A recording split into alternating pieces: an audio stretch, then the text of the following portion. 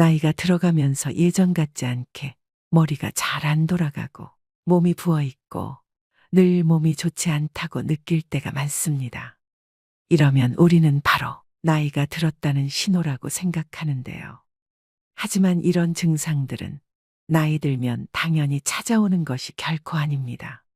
다만 늦기 전에 조치를 취하고 생활 방식을 바꾸라는 신호입니다.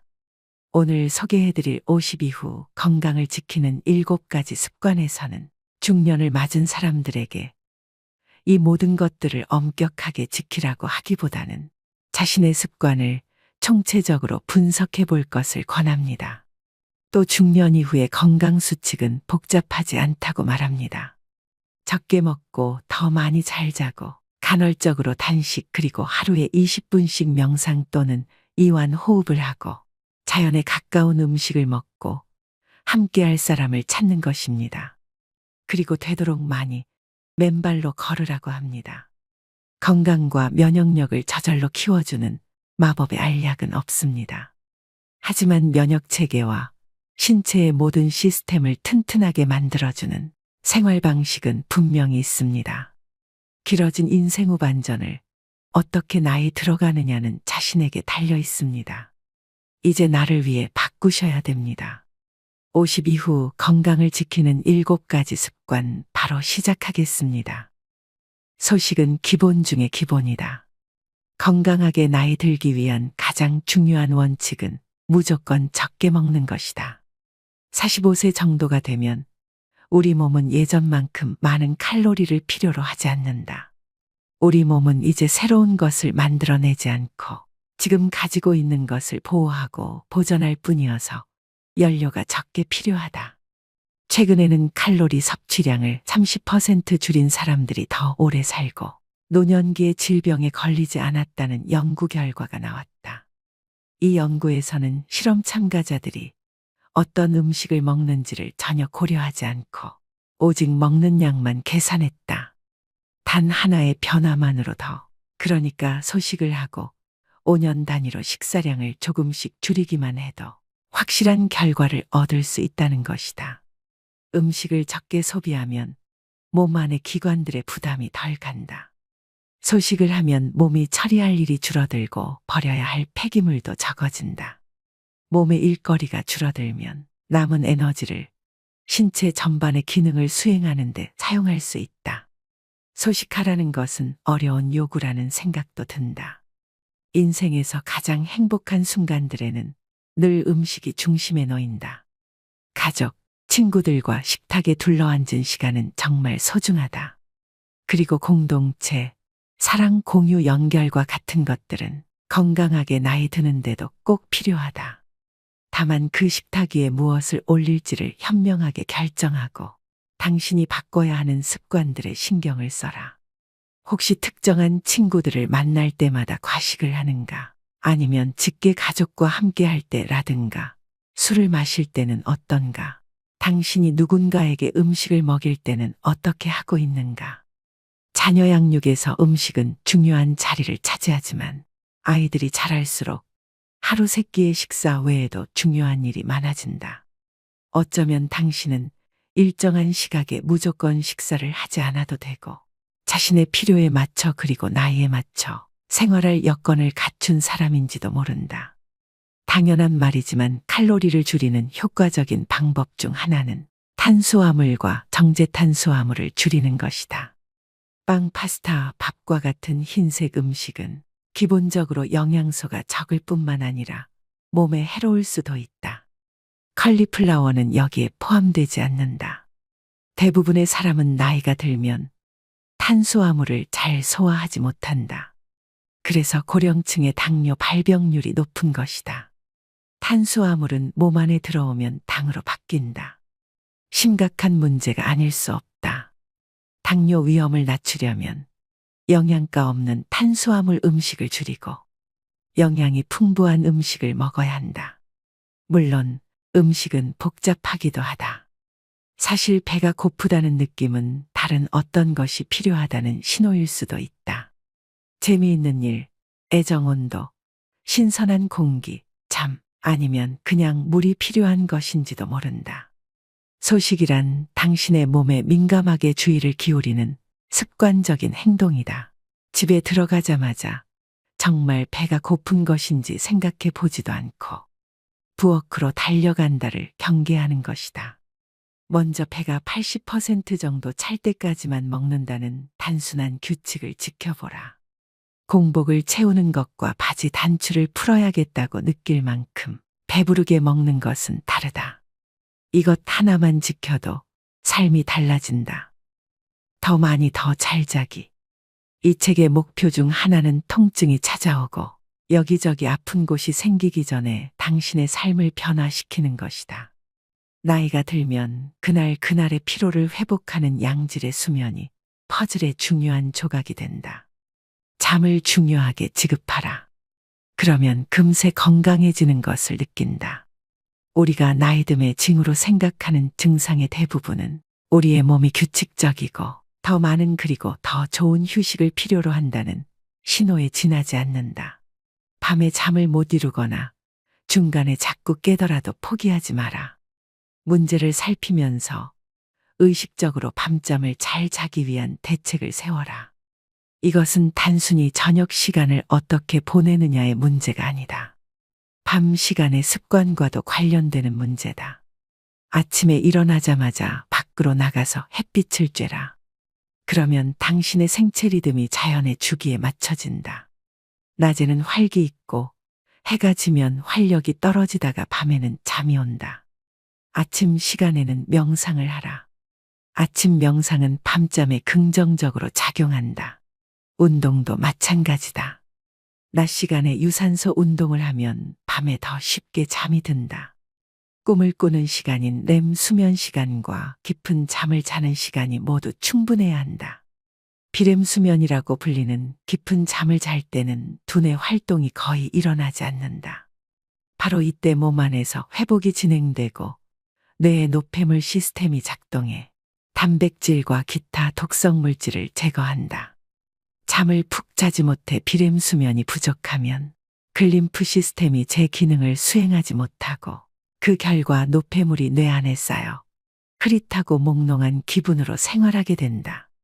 대다수 사람들은 7시간에서 9시간 수면을 취할 때 몸 상태가 최적이 된다. TV와 소셜미디어, 끝없는 업무 이메일에 수면 시간을 빼앗기고 있다면 당장 그 습관부터 바꿔라. 잠을 자다가 자꾸 깨는 것은 나이 들면 당연히 생기는 증상이 아니다. 물론 호르몬 부작용 때문에 쉽게 잠들지 못하거나 푹 자지 못할 수는 있다. 그리고 나이가 들면 밤에 소변을 보기 위해 더 자주 일어나게 된다. 하지만 조금만 노력하면 잠깐 깼다가도 쉽게 다시 잠들 수 있다. 설탕은 정말로 줄여야 한다. 나이가 든 사람에게 설탕은 아주 해롭다. 설탕은 면역 체계를 약화시킨다. 그리고 모두가 두려워하는 당뇨병, 심장질환, 암, 알츠하이머병 같은 병을 키운다. 설탕이 특정한 단백질과 결합하면 노폐물을 만들어내고 그 노폐물은 혈관 내에 쌓인다. 이 노폐물은 여기저기 머물러 있다가 당신의 신체 기관에 마치 녹이 끼듯 내려앉는다. 가장 넓게 분포하는 기관인 피부에 이 노폐물이 자리 잡으면 주름살로 나타난다. 이 노폐물은 세포막을 손상시키고 혈관벽에 미세한 구멍을 뚫기도 한다. 만약 당신이 생활 습관을 딱 하나만 바꾼다면 그것은 정제당 섭취를 줄이는 것이어야 한다. 그리고 꿀과 아가베 시럽도 줄여라. 꿀과 아가베 시럽도 당신의 몸의 설탕과 똑같이 작용한다. 설탕은 다양한 가공식품 안에 숨어 있지만 우선 명백한 음식들부터 줄이자. 시리얼, 쿠키, 사탕, 탄산음료, 과일 주스. 참, 과일 주스는 탄산음료와 똑같이 몸에 나쁘다. 정말로 달콤한 음식이 당길 때는 베리류나 초록 사과를 먹어라. 초록 사과는 붉은 사과보다 당이 적다. 과일에 함유된 섬유질은 장의 흡수 속도를 약간 늦춰주기 때문에 과일을 먹으면 설탕이 많이 들어가 다른 음식을 먹을 때처럼 당이 곧바로 몸에 흡수되어 혈당이 급상승하지는 않는다. 당신이 커피에 설탕을 조금씩만 넣어 마신다고 해도 오랫동안 누적되면 양이 많아진다. 그냥 설탕을 끊어라. 그렇다고 화학물질 범벅인 인공감미료를 넣지는 말자. 정말로 커피나 차를 달게 해서 마시고 싶다면 나안과를 대신 넣어보라. 나안과는 각설탕처럼 생겼고 사탕 형태로도 판매된다. 아니면 천연감미료인 스테비아를 사용하라.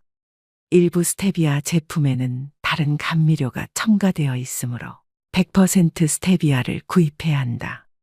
솔직히 말하면 나안과도 스테비아도 진짜 설탕 맛은 아니지만 달콤하긴 하다. 나안과나 스테비아는 단 것을 찾는 입을 달래기 위한 도구로 활용하라. 최종 목표는 당신의 미각이 설탕을 갈망하지 않게 만드는 것이다. 현대 사회는 설탕을 기분 좋은 간식이라는 틀로 바라본다. 디저트는 쾌락이며 때로는 보상으로 제공된다.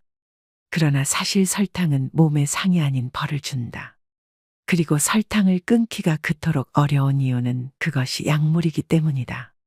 설탕은 코카인이나 헤로인과 똑같이 뇌의 특정 영역을 자극하는 중독성 물질이다. 그러니 설탕을 무서워해야 마땅하다. 장과 면역력은 하나다. 면역 체계의 70%는 뱃속에 있다. 나이가 들수록 장내 마이크로바이옴은 몸을 건강하게 유지하는 것이 중요해진다. 좋은 박테리아의 종류가 많아야 하고 나쁜 박테리아의 수는 적어야 한다. 우리 몸 안의 작은 미생물 생태계가 망가지면 우리의 섬세한 장벽이 약해져 몸 전반에 심각한 문제를 일으킬 가능성이 있다. 장벽은 몸과 외부 세계, 음식, 벌레, 독성 물질이 위험이 있는 것 사이의 1차 방어벽이다. 장벽은 무엇이 우리의 시스템 안으로 들어와도 되고 무엇이 들어오면 안 되는지를 결정한다. 따라서 장벽을 잘 보호하는 것이 건강을 지키는 열쇠다. 마이크로바이옴이 건강하지 못하고 균형이 깨져 있으면 연약한 구조로 이루어진 장벽이 느슨해져서 미세한 틈이 생긴다. 그러면 박테리아 독성 물질 그리고 완전히 소화되지 못한 음식물이 이 틈을 통해 혈관으로 새어나갈 수 있다. 이것은 장누수라 불리는 현상으로 무시무시한 이름만큼이나 실제로 더 해롭다. 혈관으로 새어 들어온 입자들은 몸속에 어디에서 염증을 일으킬지 모른다. 이것은 모두 몸속에서 일어나는 일이지만 그 결과는 심각하다. 장누수가 발생하면 관절 통증, 피부 발진, 심한 기분 변화, 불안, 우울감, 눈으림, 브레인포크, 머리에 안개가 낀 것처럼 멍하면서 인지 기능과 집중력, 주의력 등이 저하되는 상태, 호르몬 문제로 이어질 수 있다. 장누수는 면역력을 떨어뜨리고 자가 면역 문제를 악화시킨다. 우리가 나이 탓으로 돌리는 증상의 상당 부분은 사실 마이크로바이옴이 균형이 깨진 결과다. 그리고 이것은 개선할 여지가 있는 문제들이다. 시작은 식단 조절이다. 가공 처리되지 않은 신선한 유기농 식품을 먹어라. 항생제와 호르몬을 주입한 동물성 식품을 멀리하라. 글리포세이트와 같은 독성 제초제가 뿌려진 농산물도 멀리하라. 당신의 몸에 프리바이오틱스, 마늘, 양파, 아스파라거스 등 발효식품을 날마다 공급하라. 잠을 잘 자고 수분을 충분히 섭취하고 명상을 하고 항생제는 꼭 필요할 때만 사용하고 식도염 증상을 완화하는 처방약 같은 위장약을 장기간 복용하지 마라. 다시 말해 일반적으로 웰니스의 좋은 생활 습관들은 중년 이후 장 건강과 면역력을 유지하는 데 더 큰 도움이 된다. 날마다 많이 움직여라. 중년 이후의 운동은 정형화된 운동만을 의미하지 않는다. 중년 이후 운동은 날마다 일상생활을 하면서 아침부터 저녁까지 최대한 많이 움직이는 것이다. 신체 활동을 즐기는 사람이 되자. 온종일 활동적으로 생활하는 것이 헬스클럽에서 1시간을 보내는 것보다 이롭다.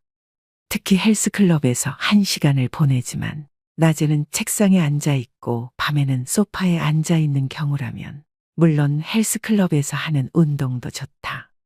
하지만 건강하게 나이 들기의 진정한 비결은 기회가 있을 때마다 몸을 움직이는 것이다. 신체 활동은 활력과 민첩함을 유지하는 것 외에도 스트레스와 우울감을 덜어주고 순환을 촉진해 수면의 질을 높여주며 면역 회복력을 키워 만성질환 발병 확률을 낮춰준다. 중년 이후에는 운동에 각별히 신경을 써야 하는데 강도 높은 운동을 하기보다는 운동의 빈도를 높이려고 노력해야 한다. 유감이지만 당신의 몸은 이미 쇠약해지고 있다. 우리 모두가 그렇다. 40세쯤 되면 근육이 성장태세에서 보전태세로 전환한다. 그러면 이때는 무엇에 집중해야 할까? 근육을 최대한 유지하는 것이 중요하다. 무엇보다 부상을 예방해야 한다. 우리의 핵심 모터는 몸에 해를 입히지 말자가 되어야 한다. 나이가 들수록 치유하는 능력이 떨어지기 때문이다. 당신의 몸은 늘 바쁘다. 몸은 건강을 유지하기 위해 항상 수리하고 일상적으로 닳거나 찢겨지는 부분을 수리한다. 바깥 세상과 우리가 먹는 음식에 들어있는 세균과 독성 물질을 처리하고 기능을 원활히 수행하기 위해 열심히 움직인다. 예를 들어 당신이 발목을 삐었다면 일상적으로 신체를 유지하는 데 사용되는 에너지의 일부가 발목으로 가야 한다.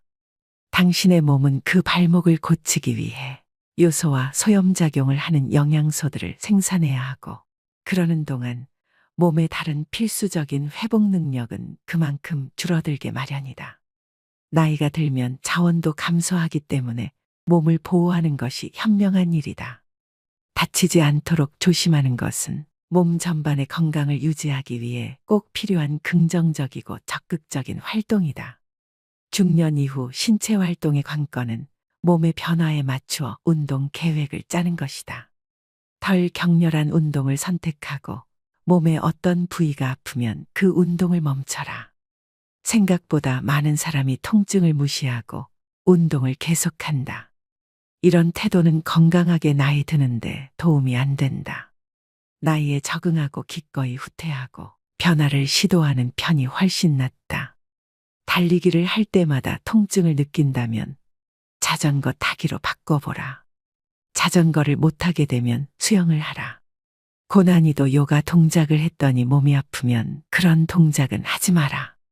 물론 어려운 일일 수도 있다. 사람들은 자신의 운동 능력에 애착을 가지고 있으며 그 운동 능력을 자신의 정체성의 일부로 간주하기 때문이다. 하지만 운동 능력은 밀어붙이는 것보다 보존하는 것이 중요하다. 당신이 30대 때 철인처럼 튼튼했더라도 50대에는 철인이 아닐 수 있다는 사실을 받아들여야 한다. 그리고 근육과 관절은 평생 써야 하므로 근육과 관절이 다 닳기 전에 신중하게 생각하라. 90세에 얼마나 잘 걸을 수 있느냐는 지금 몸을 어떻게 보살피느냐에 달려있다.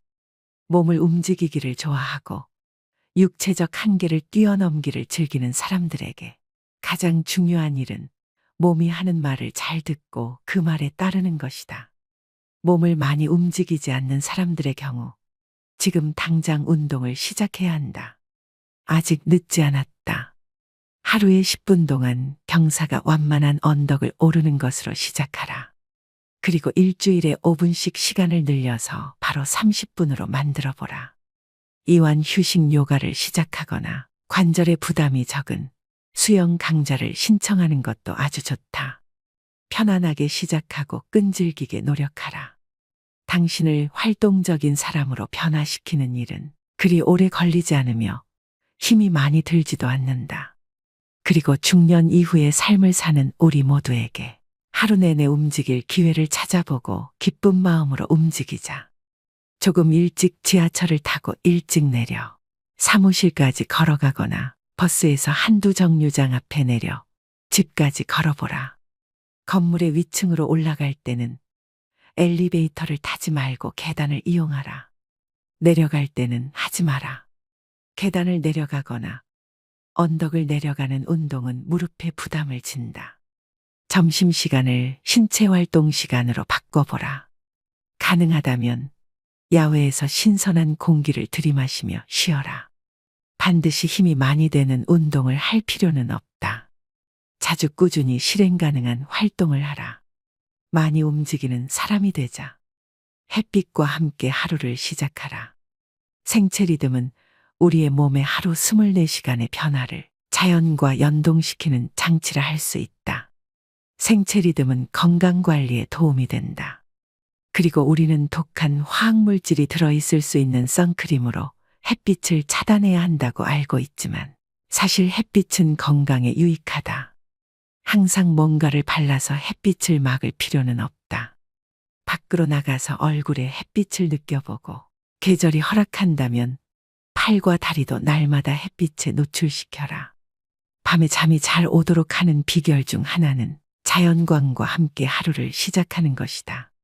아침 햇빛은 당신의 몸에 잠을 깨라는 신호를 전달하고 수면 호르몬인 멜라토닌 분비를 중단하고 당신의 생체 시계를 조정해서 낮 시간에는 활기를 얻고 밤에는 차분해지도록 해준다. 식사 시간도 생체 시계에 지대한 영향을 미친다. 신체 대사의 리듬을 생각하면 가장 크지만 식사는 한낮에 해야 한다. 밤늦게 음식을 먹으면 당신의 몸은 낮 시간 칼로리와 에너지가 필요한 시간이라고 인식한다. 그러면 수면 호르몬 분비에 부정적인 영향을 주고 밤에 잠이 잘 오지 않거나 밤새 잠을 설치는 등의 문제가 생긴다. 숙면을 취하지 못하면 당신의 몸과 안에 반드시 필요한 정서와 회복이 제대로 이루어지지 않는다. 그 결과 당신은 앞에서 언급한 악순환이 반복된다. 찌뿌둥한 상태로 잠에서 깨어나고 에너지를 얻기 위해 탄수화물을 섭취하고 맑은 정신을 유지하기 위해 늦은 오후에 커피를 마시고 밤에는 또 다시 잠을 이루지 못하고 잠을 소중하게 여기는 것은 당신이 건강을 위해 할 수 있는 가장 중요한 일들 중 하나다. 낮의 햇빛과 밤의 어둠에 맞추는 생활은 자연에 순응하는 가장 기본적인 방식이며 건강에도 좋다. 따뜻한 물로 샤워하고 찬물로 헹구기. 우리의 생활을 들여다보면 우리를 죽이지 않으면서 강하게 만들어주는 기회가 많이 있다. 가장 쉬우면서 내가 좋아하는 방법 하나를 소개하자면 따뜻한 물로 샤워하고 나서 30에서 60초 동안 찬물로 마무리하는 것이다. 직관적으로 생각해도 냉수 마찰은 몸에 좋을 것 같지 않은가? 몸에 찬물을 끼얹는 순간 몸은 확 깨어난다. 냉수 마찰을 하면 몸속의 기가 활발하게 순환한다. 요즘에는 서양의학 책에도 냉수 마찰이 건강에 좋은 습관이라고 나온다. 냉수 마찰이 미토콘드리아의 생성과 건강에 도움이 된다는 연구 결과들도 있다. 이 책에 실린 음식 섭취나 수면에 관한 조언들도 모두 미토콘드리아의 생성과 기능 수행에 도움이 되는 것들이다. 따뜻한 물로 샤워하고 나서 찬물로 마무리하는 작은 습관 역시 미토콘드리아에 긍정적으로 작용한다. 따뜻한 물 찬물 공식은 역으로 응용해도 된다. 차가운 수영장에서 몸을 움직이다가 따뜻한 물에 몸을 담가보라. 사우나와 찬물 샤워를 번갈아 해보라. 또는 겨울에 외투를 입지 말고 잠시 바깥에 나가보라. 그러면 기분이 상쾌해진다. 이렇게 차가운 공기를 잠깐 쐬어주면 몸에 좋다. 어릴 때 어른들에게 들은 말과는 다르지만 호르메시스 원리를 응용해서 몸에 다른 종류의 가벼운 스트레스를 줄 수도 있다. 짧은 단식을 하거나 잠깐씩 격렬한 신체 활동을 해보라. 가벼운 스트레스는 몸을 청소하는 자가포식을 활성화하고 세포의 기능 수행과 회복을 돕는다. 나이가 들면 세포의 기능 수행과 회복 능력이 감소한다.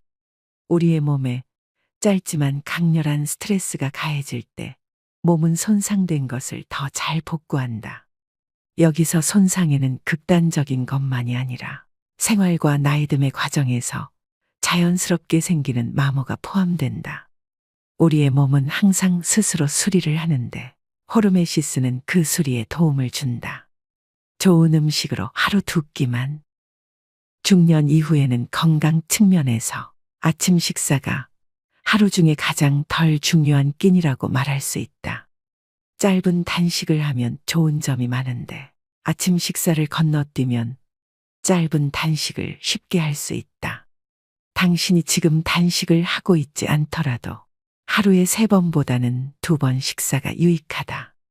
음식을 적게 먹으면 몸에 부담이 덜 가고 처리할 일이 적고 소화 에너지를 덜 쓰기 때문에 회복과 수선에 사용할 에너지가 확보된다. 또 짧은 단식은 몸에 적당한 스트레스를 줌으로써 긍정적인 흐름의 호르메시스의 효과를 발휘한다. 작은 스트레스를 견뎌내면 우리 몸은 더 튼튼해진다. 하루 2끼 식사를 원칙으로 삼으면 몸에 부담이 덜 가고 더불어 자유롭게 쓸 수 있는 시간이 확보된다. 반드시 아침을 생략할 필요는 없다. 저녁 식사를 건너뛰어도 무방하다. 중요한 것은 이른 아침 또는 늦은 밤이 아니라 열량의 상당 부분을 소모하는 일과 시간에 음식을 섭취하는 것이다. 되도록 잠자리에 들기 3시간 전에 식사를 끝내라. 나이가 들면 생활 패턴이 바뀌기 때문에 하루 2끼 식사라는 원칙을 지키기가 쉬워진다. 당신이 부모라면 자녀가 성인이거나 10대일 경우 각자의 계획표대로 생활할 테니 하루 3번 꼬박꼬박 식사를 챙기지 않아도 된다. 그러면 당신 자신에게 필요한 생활 방식을 채택하기가 조금 더 쉽다. 하루 2끼 식사는 아주 엄격하게 지켜야 하는 원칙은 아니다. 식사는 가족의 생활이나 사교 활동의 중심으로서 매우 중요하다. 앞서 말한 대로 사랑하는 사람들과 함께하는 식사는 영혼의 영양분을 공급하며 건강하게 나이 드는데 필요한 일이다. 따라서 하루 2끼가 고정불변의 법칙은 아니지만 하루 2끼를 기본 원칙으로 설정하는 것이 바람직하다. 또 하나의 중요한 원칙은 식사량이다. 배가 꽉 찰 때까지 먹지 말고 배고픔이 달래질 때까지만 먹어라. 그리고 한 그릇 더 먹기 전에 잠시 쉬어라. 외식할 때도 소식과 영양에 신경 써야 한다. 식당에서는 동행한 사람과 음식을 나눠 먹거나 본 요리가 아닌 에피타이저를 주문하라. 당신 앞에 음식이 가득 담긴 커다란 접시가 놓여 있다면 절반만 먹고 나머지는 포장해 와서 다음날 먹어라. 소식을 하면서 당신의 기분이 어떤지 살펴보라. 아마도 몸이 가볍고 에너지가 차오르는 느낌을 받을 것이다. 그리고 단순히 음식 섭취량만 줄여도 건강이 개선된다. 근육량 유지는 결정적이다. 대다수 사람은 40세가 넘으면 매년 1%의 근육을 잃어버린다. 그래서 70세가 될 무렵이면 우리는 20대 때 근육량의 절반 정도만 가지고 활동해야 한다. 이것이 나이듦의 자연스러운 과정으로 근감소증이라고 불린다. 중년 이후에도 건강하게 지내려면 근감소를 최소화해야 한다. 50대 후반까지는 근감소증을 크게 걱정하지 않아도 된다. 당신 자신을 잘 돌보고 운동을 하면 대개는 괜찮다. 60에서 65세 정도 후부터는 단백질 섭취량을 25% 정도 늘려야 한다. 설령 동물성 단백질 섭취량이 늘어난다 하더라도 퍼즐의 다른 조각은 근력 운동이다. 일상생활에서 끌기와 물건 들어올리기 같은 저항성 운동을 하면 근육량을 유지하는 데 도움이 된다. 근력 운동이란 단순히 뭔가를 들어올리는 운동이 아니다. 근력 운동은 저항성이 있는 모든 활동을 가리킨다. 저항성은 운동용 밴드, 공아령 그리고 자신의 체중, 요가에서 몸을 평평하게 유지하는 플랭크 자세 또는 푸시업의 하강 동작을 생각해보라. 나이가 들면 가벼운 물체를 가지고 연습하는 것이 좋다. 근육이 일을 하지만 관절의 통증이 느껴지지는 않는 안전한 운동을 하라. 다음날 약간 욱신거릴 정도, 물론 관절이 아니라 근육이 욱신거린다면 충분히 열심히 운동한 것이다. 적어도 일주일에 2번은 어떤 방식으로든 근력 운동을 하라. 근력 운동을 강화하라는 것은 유산소 운동을 하지 말라는 뜻이 아니다.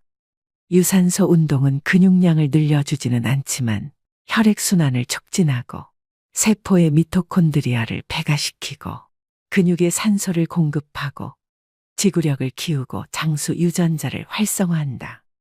근력 운동과 유산소 운동을 병행하되 최대한 여러 가지 운동을 배합하라. 다양한 운동은 부상을 예방하는 데도 도움이 된다. 부상은 특정 부위에 지속적으로 스트레스가 가해질 때 발생하는 경우가 많기 때문이다. 단백질과 근력 운동은 근육량 유지에 반드시 필요한 조건이지만 그것이 전부는 아니다. 전반적으로 건강한 생활 방식을 유지해야 한다.